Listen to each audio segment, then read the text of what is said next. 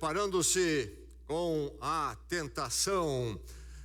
Texto de Mateus capítulo 4, 1 a 11 é sobre isso, sobre se deparar com a tentação.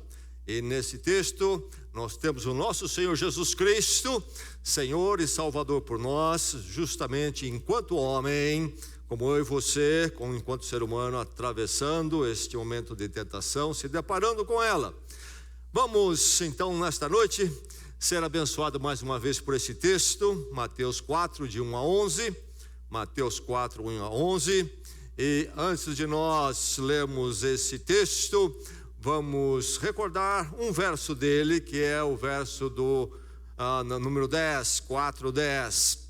E aqui nós temos Jesus respondendo, então, a tentação, e ele vai citar o Velho Testamento, dizendo isto. Vamos dizer juntos: adore o Senhor, o seu Deus, e só a Ele preste culto. Mais uma vez, adore o Senhor, o seu Deus, e só a Ele preste culto. E agora o texto todo então, do verso 1 ao verso 11, a narrativa do Evangelho de Mateus. O contexto aqui é logo após o batismo de Jesus. O batismo marca o momento quando Jesus então vai iniciar a missão, o ministério para o qual ele veio. E ele está então com seus 30 anos de idade. É a hora certa, é o tempo de Deus para ele publicamente assumir esse ministério para o qual ele veio. E logo após o batismo há esta tentação, que é necessária, é um marco da identificação dele conosco, verdadeiro Deus em Cristo, mas também verdadeiro homem, verdadeiro ser humano. E na tentação, então, ele se identifica com as nossas lutas, mas passa por elas, por nós, vitoriosamente, para ir à cruz finalmente por nós, não com culpa, não para assumir as culpas dele, mas em condição de assumir as nossas. Mateus 4, então, de 1 a 11, receba a palavra, deixe a palavra abençoar a sua vida, que cada coração se abra para a palavra de Deus aqui, neste momento. Diz a narrativa: então Jesus foi levado pelo Espírito ao deserto, para ser tentado pelo diabo. Depois de jejuar 40 dias e 40 noites, teve fome. O tentador aproximou-se dele e disse: se és o Filho de Deus, manda que estas pedras se transformem em pães. Jesus respondeu: está escrito, nem só de pão viverá o homem, mas de toda palavra que procede da boca de Deus. Então o diabo o levou à cidade santa, colocou-o na parte mais alta do templo e lhe disse: se és o Filho de Deus, joga-te daqui para baixo, pois está escrito, ele dará ordens a seus anjos a seu respeito, e com as mãos eles o segurarão, para que você não tropece em alguma pedra. Jesus lhe respondeu: também está escrito, não ponha à prova o Senhor, o seu Deus. Depois o diabo o levou a um monte muito alto e mostrou-lhe todos os reinos do mundo e o seu esplendor. E lhe disse: tudo isto te darei, se te prostrares e me adorares. Jesus lhe disse: retire-se, Satanás, pois está escrito, adore o Senhor, o seu Deus, e só a Ele preste culto. Então o diabo deixou, e os anjos vieram e o serviram. Narrativa muito clara, viva, mas vale a pena ouvi-la outra vez, que ela possa fincar raízes em seu coração e mente. Ouça mais uma vez. Então Jesus foi levado pelo Espírito ao deserto para ser tentado pelo diabo. Depois de jejuar 40 dias e 40 noites, teve fome. O tentador aproximou-se dele e disse: se és o Filho de Deus, manda que estas pedras se transformem em pães. Jesus respondeu: está escrito: nem só de pão viverá o homem, mas de toda a palavra que procede da boca de Deus. Então o diabo o levou à cidade santa, colocou-o na parte mais alta do templo. Ele disse: se és o filho de Deus, joga-te daqui para baixo, pois está escrito: ele dará ordens a seus anjos a seu respeito, e com as mãos eles o segurarão, para que você não tropece em alguma pedra. Jesus lhe respondeu: também está escrito: não ponha à prova o Senhor, o seu Deus. Depois o diabo o levou a um monte muito alto e mostrou-lhe todos os reinos do mundo e o seu esplendor. E lhe disse: tudo isso te darei, se te prostrares e me adorares. Jesus lhe disse: retire-se, Satanás, pois está escrito: adore o Senhor, o seu Deus, e só a ele preste culto. Então o diabo o deixou, e os anjos vieram e o serviram. Esta é a palavra do Senhor.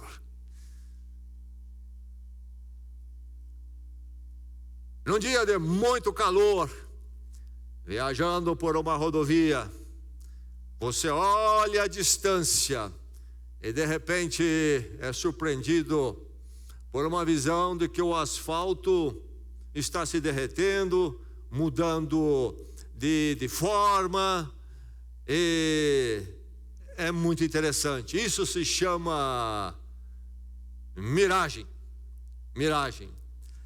Miragem é uma distorção, na nossa visão em particular, da realidade, dos elementos concretos.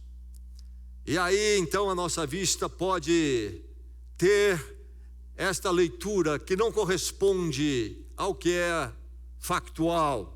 Miragem é uma distorção, é diferente da alucinação. Sempre usamos, é comum se usar o termo miragem para a experiência das pessoas no deserto, quando então há muito calor e só há areia para todo lado, e a pessoa está ali perdida e já sem água há muito tempo, muito sedento. É dito que ele tem miragem. Pode ser miragem, porque o mesmo efeito acontece, dizem, lá nessa situação, na areia, no deserto, quando há muito calor. Olhar-se para longe e ver uma mudança num pedaço, parecendo um tipo de um espelho, um reflexo que leva a pessoa a pensar que é um lago, por exemplo, ou que há água ali. Isso seria a miragem, mas não podemos confundir com a alucinação.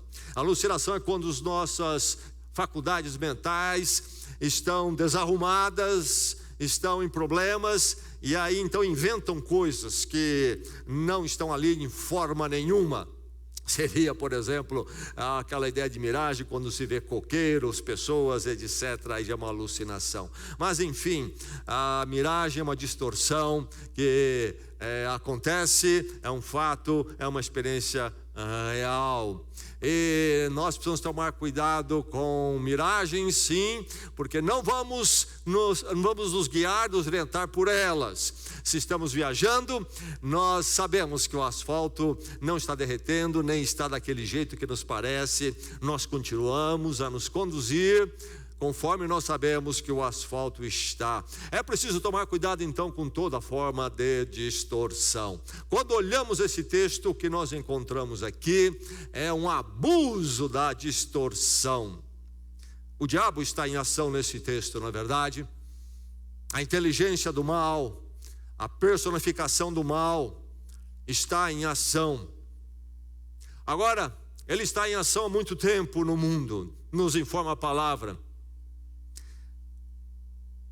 Lembre-se que o diabo age no mundo e numa criação de Deus. Deus criou, o diabo não cria. Lembre-se disso, o diabo não cria. O diabo distorce a criação de Deus diante de nós. E mais, ele faz isto para distorcer, esse é o objetivo, distorcer o nosso relacionamento com Deus.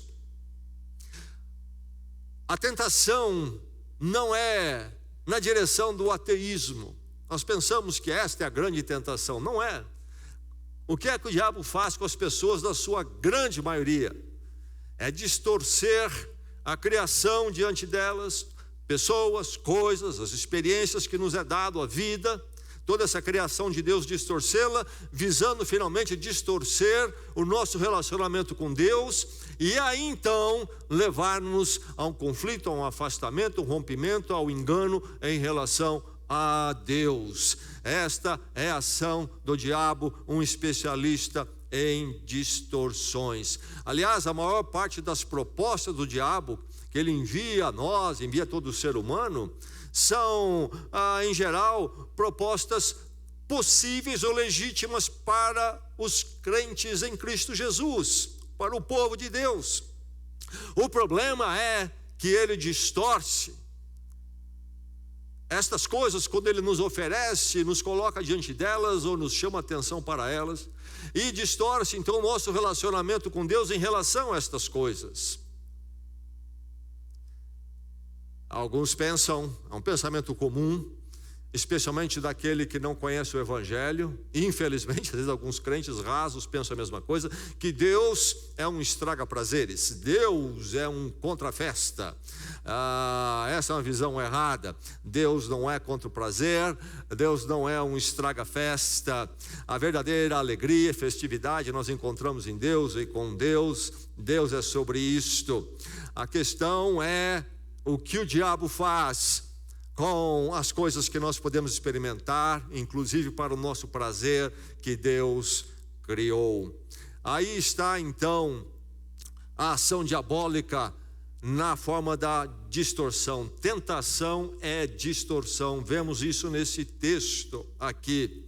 Ela nos induz ou quer nos induzir a uma experiência, a um experimentar das dádivas de Deus, mas através de modos, aplicações e razões erradas, equivocadas, reprováveis, fora da proposta de Deus.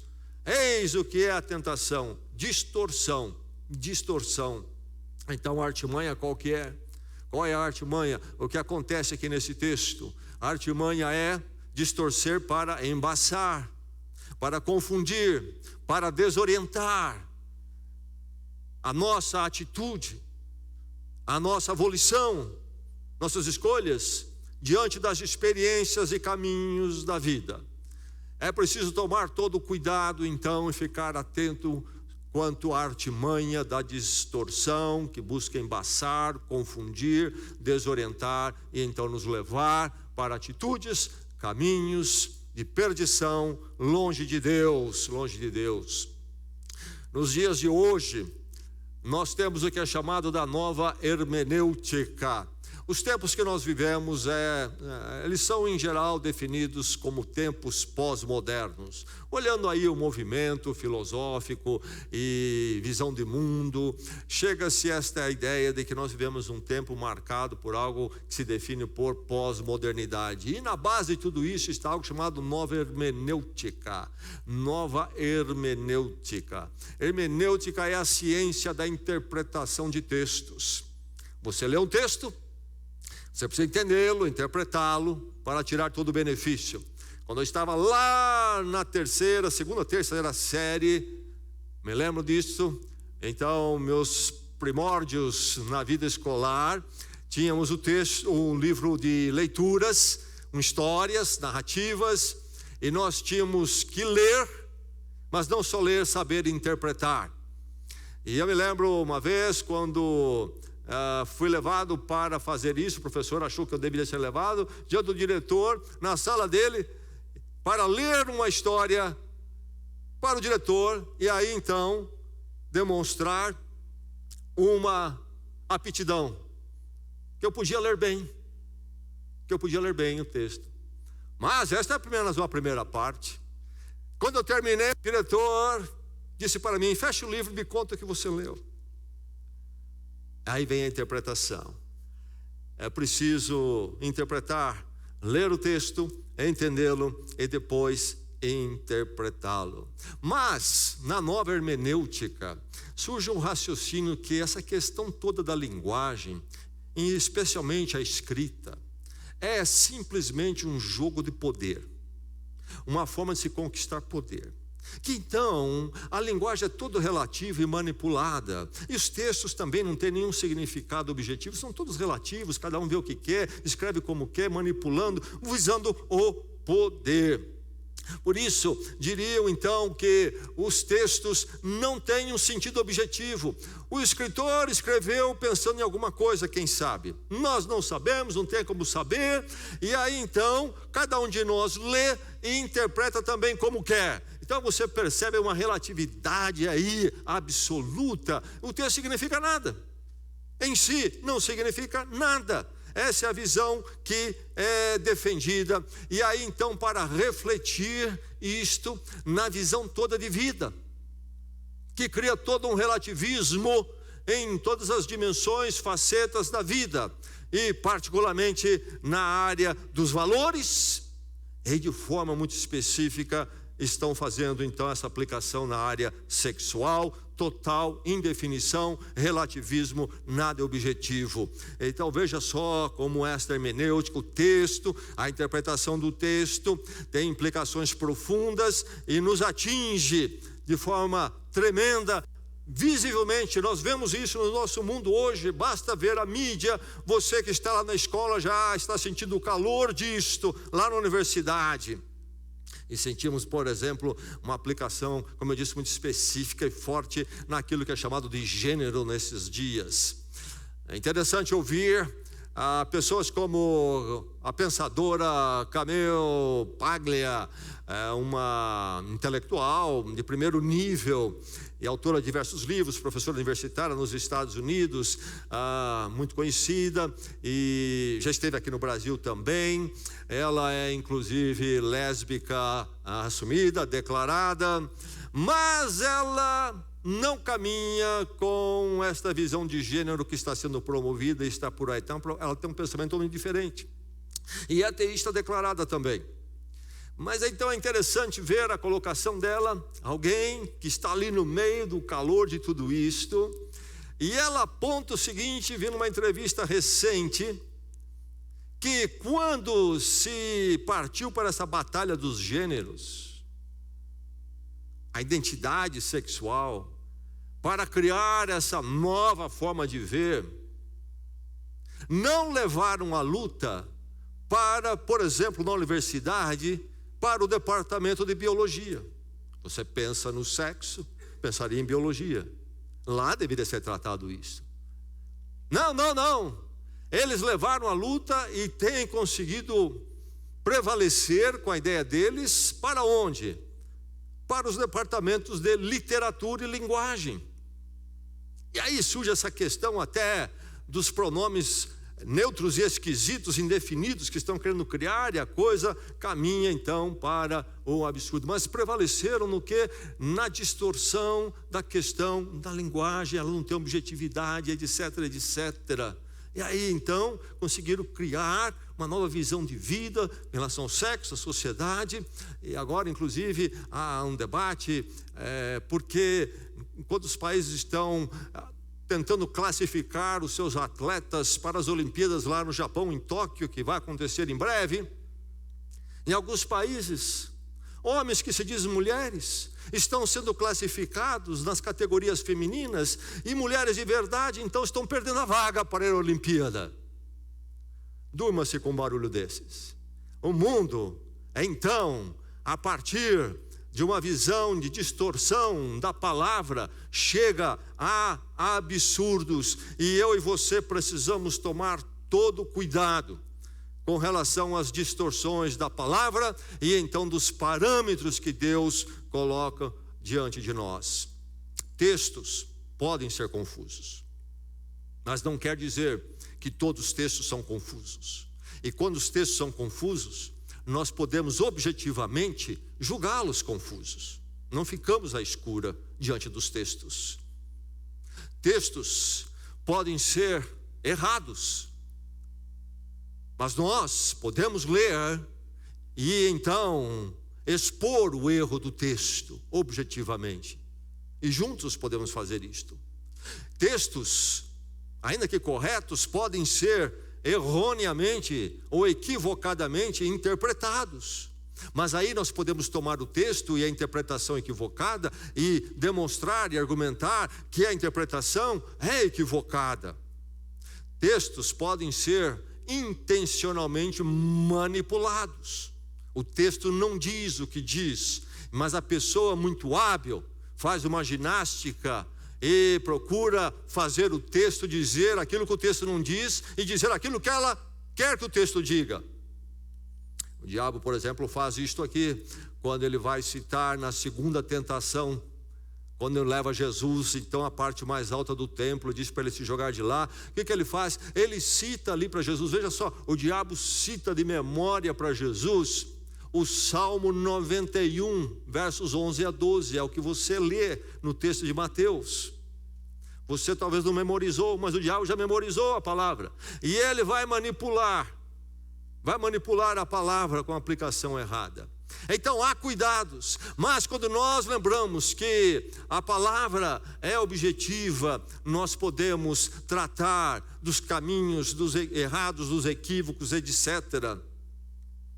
Nos nossos dias há muitos comprometidos, muitos pastores, crentes comprometidos com uma teologia progressista.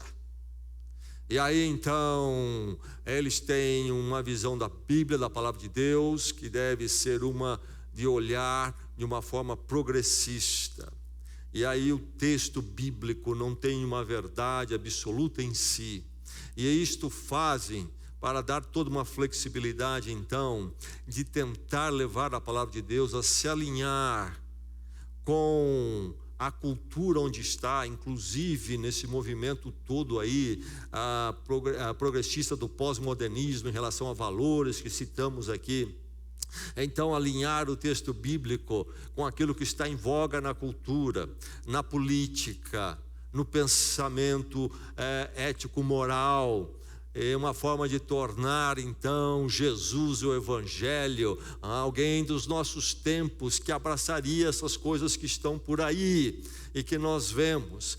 Mas quando nós olhamos esse texto da palavra de Deus, nós encontramos Jesus lidando com o texto bíblico de uma forma muito objetiva e sem distorções, com um texto autoritativo e um texto com autoridade que pode ser conhecida e deve ser obedecida.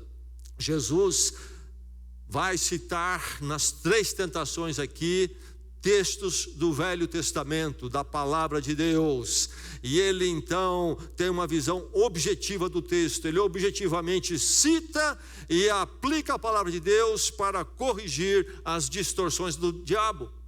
O diabo vem com distorções, Jesus usa a palavra para expor o erro da distorção e para rebater a distorção. Então eu e você aqui precisamos olhar a experiência de Jesus e fazer dela a nossa lição, modelo, a nossa arma de resistência.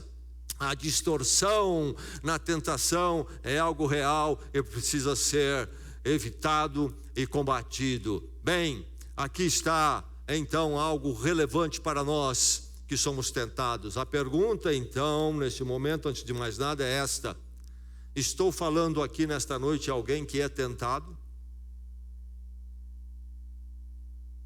Ou estou falando a alguém aqui que não conhece tentação, não experimenta a tentação? Se você não experimenta a tentação, se você não é tentado, essa mensagem não é para você. O texto fala aqueles que sabem o que é tentação, experimentam a tentação, têm consciência da tentação. E vamos em frente com aqueles que conhecem a realidade da tentação em suas vidas. É preciso fazer o quê? É preciso resistir à distorção dos parâmetros de Deus, parâmetros da palavra, que Deus coloca para o nosso viver, verdades basilares para a nossa existência. A forma que devemos lidar com a vida, com as coisas e as pessoas. os parâmetros de Deus. É preciso resistir à distorção dos parâmetros, porque o diabo é especialista em fazer essa distorção. E aí nós vamos olhando o texto, e o que nós encontramos? Nós encontramos o diabo dizendo que a sensação deve vir antes de princípios. Sensação antes de princípios. Você está com fome? Jesus está lá nesses 40 dias, 40 noites de jejum, o número 4, e nas suas formas ampliadas sempre significa um tempo completo de um processo. E Jesus então está ali nesse período. Como Israel passou 40 anos no deserto e fracassou, agora Jesus Cristo 40 dias e 40 noites jejua, mas não fracassa. E Israel fracassou em relação inclusive ao pão, ao sustento, ao alimento. Encontramos isto lá na narrativa bíblica em Êxodo e Deuteronômio. Bem, o diabo vem para Jesus e diz: você está faminto? Ou ele percebe que Jesus está faminto. No jejum, uma das coisas do jejum, quem faz, é sempre uma luta com a questão da sensação, da fome. E se não é fome, como dizia minha mãe muitas vezes para mim, na verdade não é fome, é vontade de comer. Então, sentimos isso, e ali vira um ponto de fraqueza, e o diabo vem e responde a esse momento de fraqueza, ataca, transforma a pedra em pão. Se você na verdade ele está dizendo, como você é o Filho de Deus, então transforma pedras em pão. Bem, poder estava ali para Jesus fazer isto, porque ele é verdadeiro homem, mas verdadeiro Deus. Está na provação para se identificar conosco, inclusive na tentação e então provação. Mas para não fracassar como eu e você fracassamos, para não fracassar como Israel fracassou, para que ele possa ser então nosso substituto, justo, perfeito, tomando sobre ele as nossas culpas.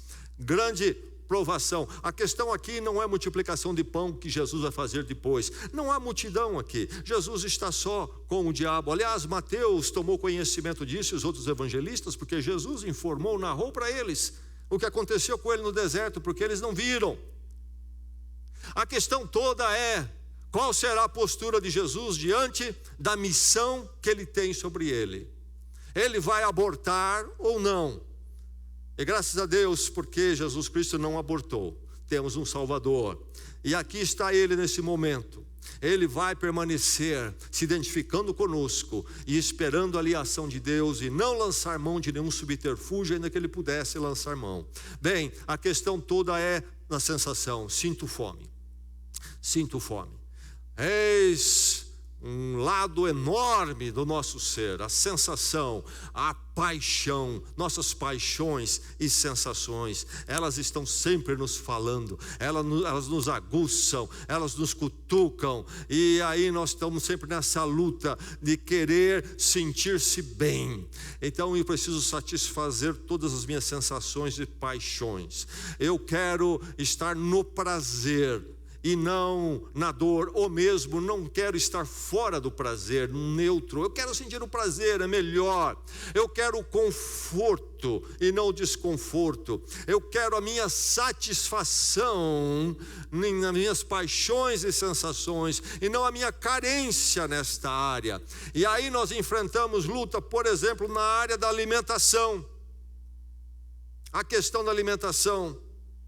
Nós enfrentamos lutas, por exemplo, na área do sexo, paixões, na área do entretenimento, as sensações que podem nos dar. Hoje as crianças estão sob o domínio ali da mídia, do celular, do tablet, seja lá o que for, porque ali borbulha sensações, cores, jogos, que não param, não cessam aguçando a sensação. Nós somos seres de sensação. Deus nos criou assim. Em tudo isso, no desejo da alimentação, na necessidade da alimentação, a questão do sexo, toda a criação de Deus. E ele, quando criou, disse que era bom. Está lá em Gênesis capítulo 1. E disse: Deus é bom, é tudo muito bom. E aí está a experiência, a realidade da sensação em nós. Porém, A distorção é que vem o diabo e nos diz que sensação deve ser colocada antes de princípios. E aí então, quando o diabo diz a Jesus, transforma as pedras em pães e acaba com desconforto, satisfaz a sua sensação e a sua paixão, Jesus vai buscar o texto lá de Deuteronômio 8:3.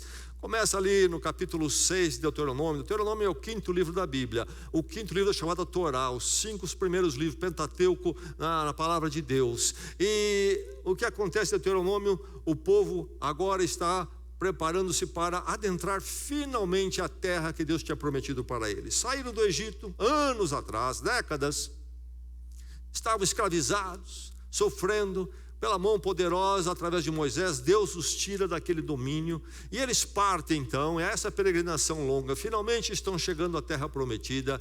Deuteronômio é o momento quando então o grande líder Moisés faz toda uma revisão, uma reflexão com eles sobre princípios da lei de Deus que deveria nortear o comportamento deles. Mas Moisés também faz algumas recapitulações de momentos que eles viveram nessa peregrinação no deserto, inclusive momentos tristes, quando eles tiveram uma atitude errada para com Deus, o grande libertador deles, inclusive também em relação à provisão do alimento. Momento quando eles, por exemplo, sentiram fome e Deus proveu o chamado maná. Mas enfim, nesse livro do Deuteronômio, então, quando Moisés está fazendo essa recapitulação, essa reflexão dos princípios e dos acontecimentos históricos, para eles tirarem lições, não repetirem, há esta colocação que Jesus cita aqui: nem só de pão viverá o homem, o ser humano, mas de toda palavra que procede da boca de Deus. Se a distorção diz sensação antes de princípios, o que é que Jesus está dizendo aqui? Corrigindo essa distorção, ele está dizendo sensação após princípios. Primeiro, os princípios, a verdade de Deus, a palavra de Deus, depois as minhas sensações. Tolo é aquele que inverte isto, e nenhum crente deveria cair nessa tolice. Nós lemos aqui o Salmo 111, dizendo que aqueles que obedecem os princípios do Senhor têm bom senso. Os princípios do Senhor, a verdade do Senhor, a palavra de Deus é que deve ser o nosso primeiro alimento.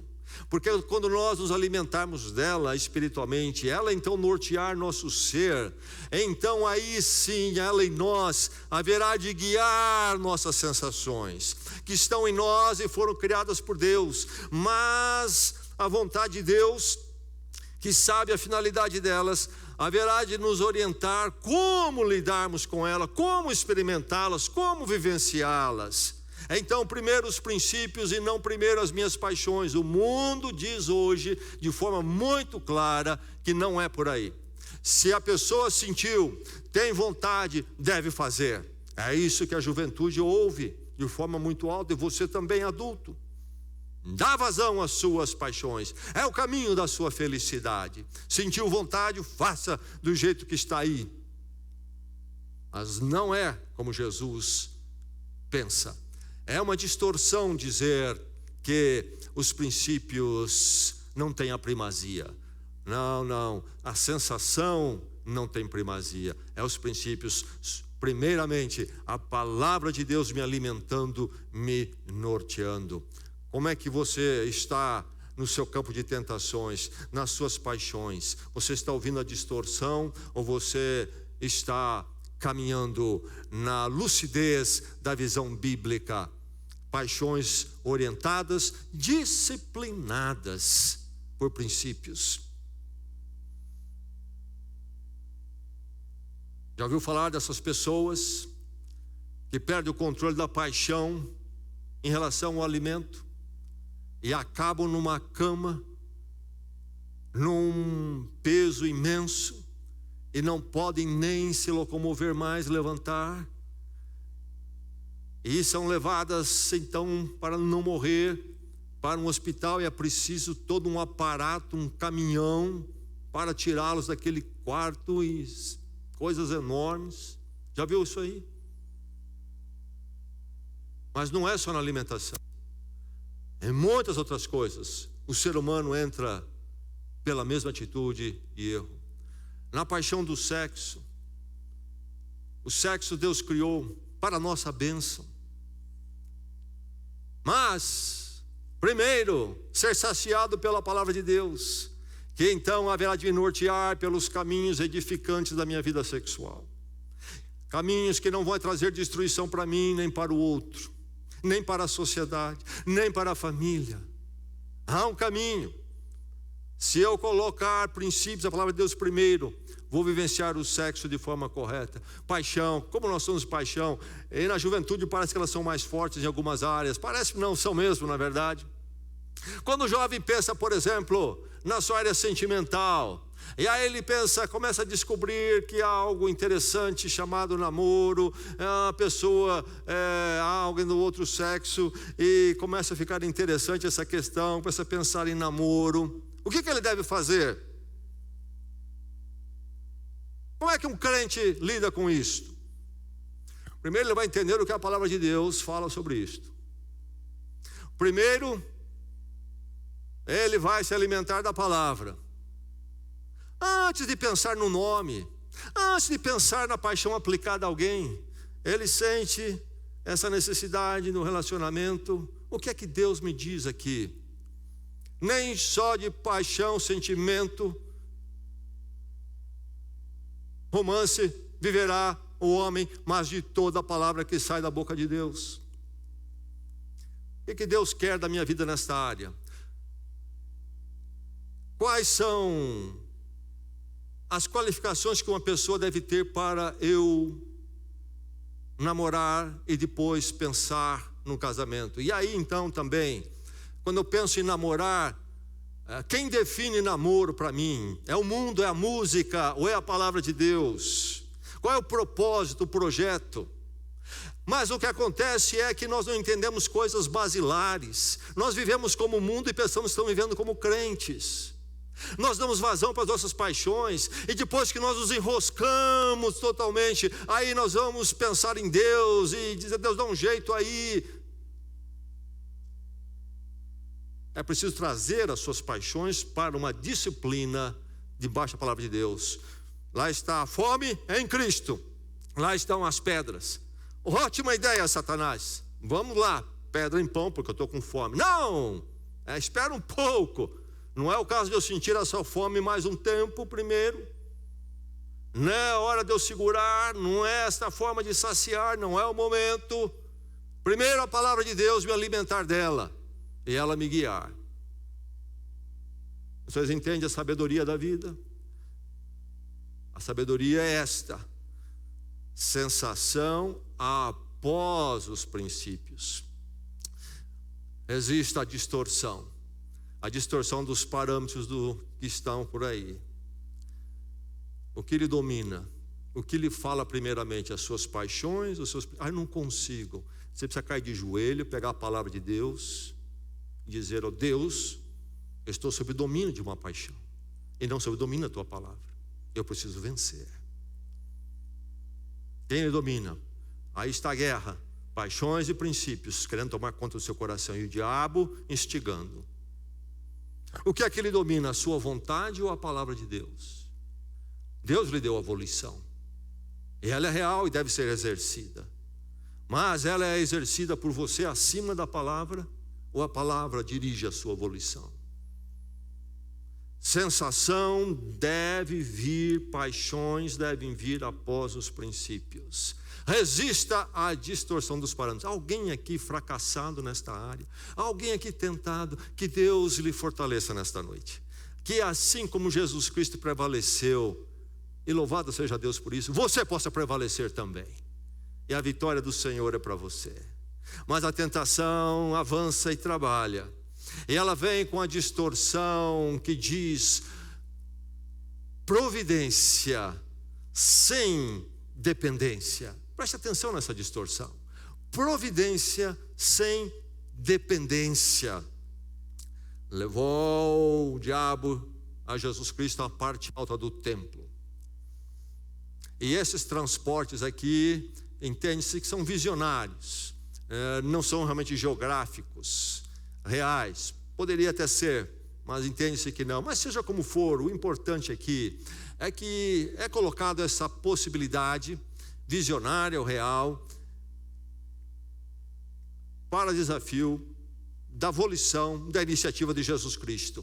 E nesta parte mais alta do templo, lá em Jerusalém, há duas possibilidades. Uma delas é um lugar onde as muralhas se encontram ali, e para baixo ali então fica o Vale de Quindron, e há uns 150 metros, se cair dali mais ou menos, talvez seria o lugar onde aqui o texto está se referindo. E o diabo dali naquele ponto disse para Jesus: olha, pula daqui. Pula daqui. E aí ele cita o Salmo 91, 11 e 12. E o Salmo fala desta providência de Deus para nós. Que Deus é Deus provedor e cuidador. Os anjos haverão de cercar e estar cuidando de você. Pula. A palavra de Deus não diz que os anjos vão segurá-lo. Pula. Pula. A palavra de Deus fala da providência do Senhor. É verdade que o Salmo diz que os anjos do Senhor estão a serviço do seu povo. É verdade isto. Mas temos que tomar cuidado com a manipulação da palavra, a manipulação do texto. E como há manipulação de texto bíblico aí no mundo afora. E eu estou falando no âmbito chamado religioso, e mais ainda, cercando um pouquinho mais, estou falando no âmbito do chamado mundo evangélico. Quanta manipulação de texto, engano no uso da palavra, talvez má intenção, talvez falta de preparo, quem sabe, mas há. O que fazer? Aguardar a vontade de Deus, a hora de Deus, o cuidado de Deus, ou vou manipular tudo isto? É interessante observar aqui, que Jesus Cristo é colocado pela tentação entre duas opções. Uma, da dependência quando pedimos a Deus a direção, a providência, o cuidado, o pedir. Ou Jesus passar para o exigir, o determinar. Ei, a palavra diz lá isso, é minha, eu posso. Deus está obrigado a fazer, como Ele falou. Eu escolho pular daqui, dar um show, seja lá o que for, e Deus é obrigado a cumprir a sua palavra. É aquilo que é a provisão de Deus, vira para mim uma arma contra Deus, eu esfrego no rosto de Deus e diz: olha, você tem que fazer isso. Aí está, mundo afora, pregação orientada por aquilo que é chamado da teologia da prosperidade e saúde. Ensinam técnicas, fórmulas de você praticamente controlar Deus, aquilo que a palavra de Deus diz. Você pode determinar, declarar, e Deus é obrigado a fazer. É isso que está aqui. Está o diabo oferecendo a Jesus Cristo uma abordagem de teologia de prosperidade, essa autoridade que nós teríamos sobre Deus. É verdade que Deus, na sua soberania, nos amou em Cristo, somos dele, e que Ele olha por nós, e a providência dele é por nós. Mas nunca a verdade da providência de Deus deve ser desvinculada da nossa dependência. A verdade, o princípio que precisamos resgatar e que o texto então nos mostra é providência com dependência. Não providência sem dependência, mas providência com dependência. Tudo aquilo que Deus é por mim, em nenhum momento me dá o direito de eu me levantar diante de Deus para impor a Ele a hora, o jeito e o momento que Ele vai fazer as coisas da minha vida. É a questão da humildade de Deus, saber quem Ele é. E Jesus vai mais uma vez então se reportar a Deuteronômio, aquelas reflexões de Moisés para o povo.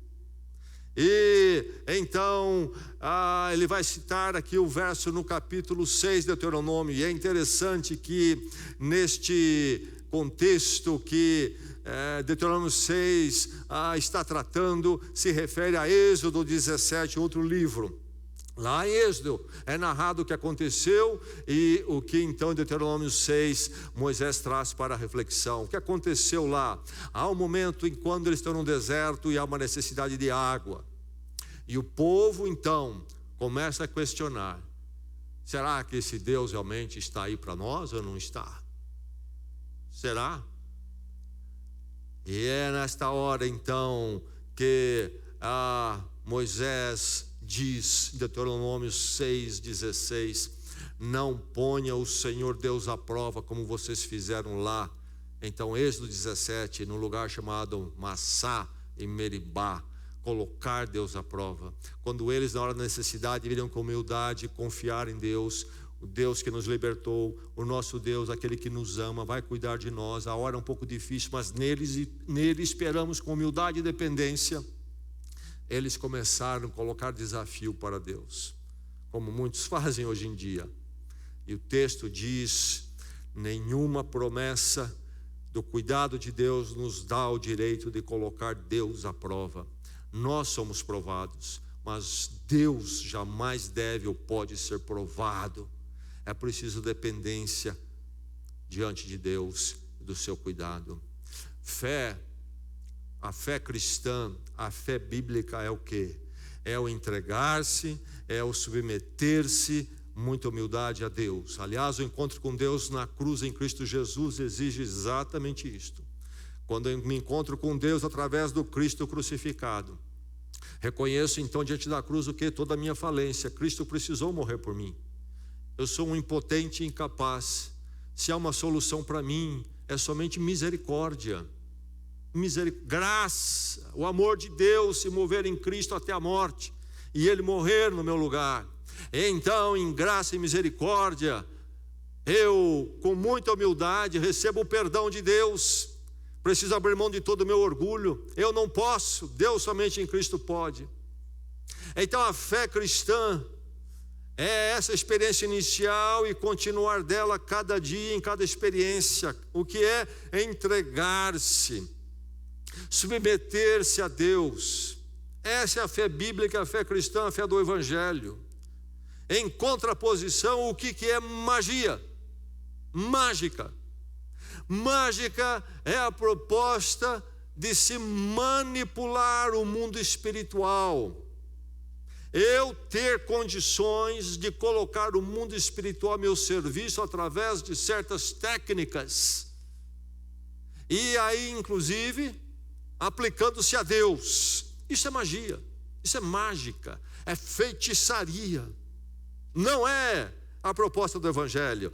Precisamos sempre então ver a providência de Deus com dependência, com humildade.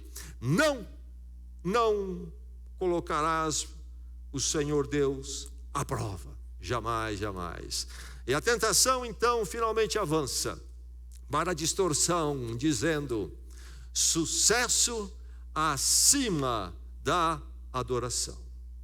Sucesso acima da adoração. Novamente Jesus Cristo é transportado, agora a um monte alto, para poder ter uma visão, um vislumbre dos reinos da terra. Aí estão os reinos da terra realmente vivendo conforme o diabo quer, pactuados com ele, e eles têm o seu brilho, o seu esplendor, por isso que eles são tentadores, ainda que é um brilho, um esplendor enganoso. Mas o diabo diz a Jesus Cristo: se você se prostrar, me adorar, todo esse esplendor, esses reinos meus, eu te darei.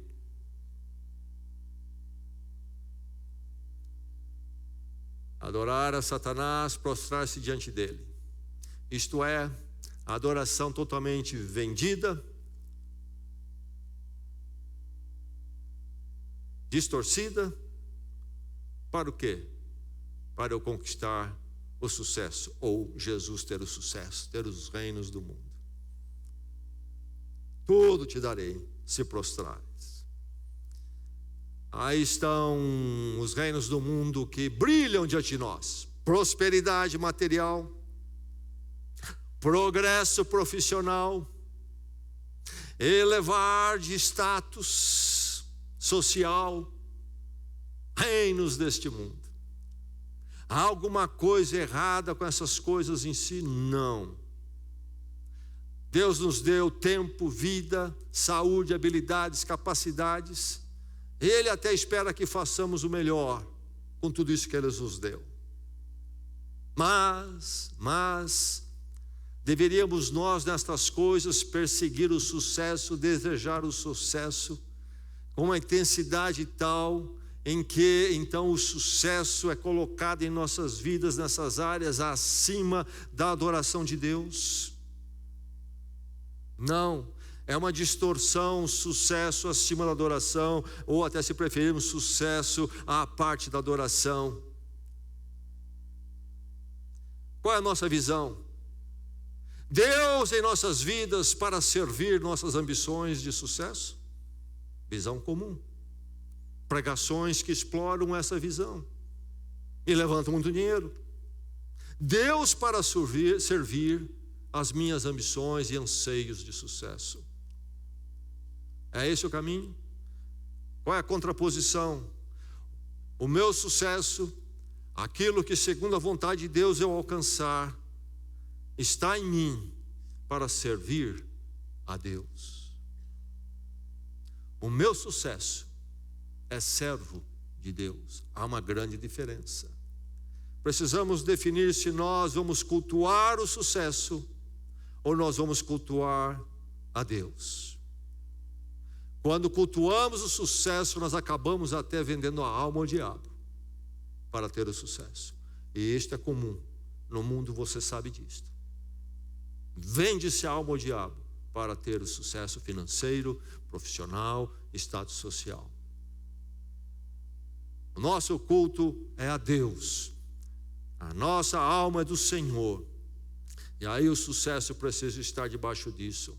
A distorção então diz sucesso acima da adoração. Qual é o princípio, o parâmetro correto que deve nos nortear e que norteou Jesus Cristo? Sucesso sob adoração. Sucesso debaixo da adoração. Qual é a resposta de Jesus Cristo para a grande tentação do diabo? A grande proposta dele, de todo sucesso. Ele vai citar Deuteronômio 6,13. Adore o Senhor, o seu Deus, e só a Ele prestarás culto. O culto, a adoração, a devoção da minha vida primeira, exclusivamente de Deus. E então todos os reinos da minha vida são reinos debaixo de Deus. Todos os meus sucessos devem ser desenvolvidos, realizados e, se possível, então vividos debaixo de Deus. Jamais adorarmos coisas e sucessos e não a Deus em primeiro lugar. Eis a grande verdade. Quando nós adoramos o Senhor Deus sobre todas as coisas, nós não temos ídolos em nossas vidas. Ídolos dos sucessos, por exemplo. As pessoas têm, são verdadeiros ídolos. Deixe-me dizer que dentro de cada ser humano, dentro de você, há um altar maior e principal. A questão é, quem é que está nesse altar? Que você visita com frequência dentro de você. Quem é? É Deus que ali está, Deus em Cristo. Você já teve um encontro com Ele em Cristo. Morri com Cristo na cruz quando Ele morreu a minha morte por mim. Nasci para uma nova vida com Deus e para Deus, o meu Criador, hoje e para sempre. Ele é meu Deus, somente a Ele cultuo. E tudo que houver em mim, em experiências e possessões, serão para a glória de Deus. Estarão na minha vida somente se forem de acordo com a glória de Deus. Do meu lazer, a minha atividade profissional. Qualquer coisa. Tudo para o Senhor. Tudo como agrada a Ele. Da forma que agrada a Ele. inclusive minhas paixões citadas aqui, vou desfrutá-las. Deus me criou um ser de sensação, mas nunca de uma forma que não seja conforme a vontade de Deus. Ele quer que eu experimente as paixões e sensações. Ele me criou assim. Ele não é contra o prazer, mas Ele quer o prazer e a paixão que Ele criou em mim, de forma que o sirva para que seja edificante na minha vida e na vida daqueles que eu toco, e não uma destruição. Enfim, sucesso sempre sob a adoração. Somente abaixo de Deus e diante de Deus haverei de ver os olhos do sucesso, olhar o sucesso com os meus olhos.